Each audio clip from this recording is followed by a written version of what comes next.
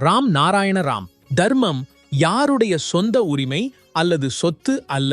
தர்மம் எல்லோருக்குமாக சமம், பொதுவானது. தர்மமும் அரசியலும் ஒரே நாணயத்தின் இரண்டு பக்கங்கள். இதில் ஒன்றையாவது நீக்கினால் அது உப்பின்றி சமைத்த உணவு போல ஆகும். நாம் அனைவரும் தர்மம் குறித்த விழிப்புணர்வுடன் இருக்க வேண்டும். தர்மத்தின் அடிப்படை உபதேசம் என்னவென்றால், நாம் நம் வெளிப்பட்ட விவேகத்திற்கு உட்பட்டு இருக்க வேண்டும். நாம் எளிமையாகவும் இயல்பாகவும் இருக்க வேண்டும். எப்படி நீரும் காற்றும் இயல்பாகவும் எளிமையாகவும் இருக்கின்றனவோ அதேபோல் நாமும் நடக்க வேண்டும். நம் தேவையின்படி நீரும் காற்றையும் எடுத்துக்கொள்ளலாம், விட்டுவிடலாம். இன்று நாம் பார்க்கும்பொழுது சமூகம், சாதியோ தர்மத்தின் பெயரோ பூமியை பல பகுதிகளாக பிளந்துவிட்டது. இதேபடி சென்றால் உலகம் ஒருவரையொருவர் எதிரியாக மாற்றிக்கொள்வதில் நேரமே வேண்டாது. நாம் பகைமையை அல்ல, காதலின் செய்தியை வழங்குபவர்களாக இருக்க வேண்டும். இதயங்களில் வெறுப்பை அல்ல, அன்பின் விதைகளை விதைக்க வேண்டும்.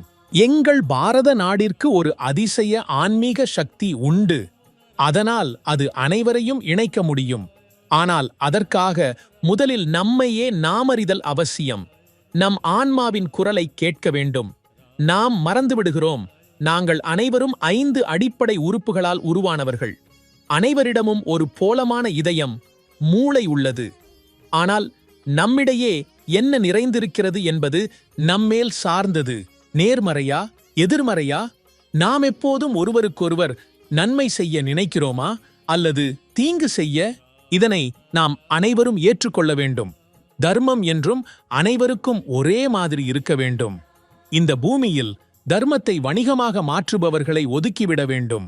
சிலர் தர்மத்தை ஒரு வியாபாரமாக கொண்டு அமர்ந்துள்ளனர். அவர்களை அடையாளம் காண வேண்டும், தக்க தண்டனை அளிக்க வேண்டும். தர்மம் ஒரு உண்மை பொருள். அது பொருளாகும். அதன் ஒரு இயல்பும் உள்ளது. நாம் தர்மத்தை நம் பணம், மனம், உடல் மூலமாக உணர வேண்டும். தர்மத்தை நம்மால் புரிந்து கொள்ள முடியாவிட்டால் நம் வாழ்வே வீண். தர்மத்தின் பொருள் வெறும் சிலை பூஜை இல்லை. அதன் பொருள் சாதிவாதமும் இல்லை.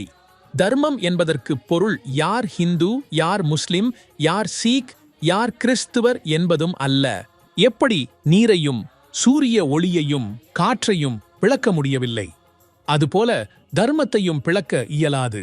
பிளவுகளின் எண்ணங்களை தங்கள் மனங்களில் இருந்து அகற்றிவிட்டு தங்களை ராம் நாராயண ராம் என்பவரிடம் சமர்ப்பிக்க வேண்டும்.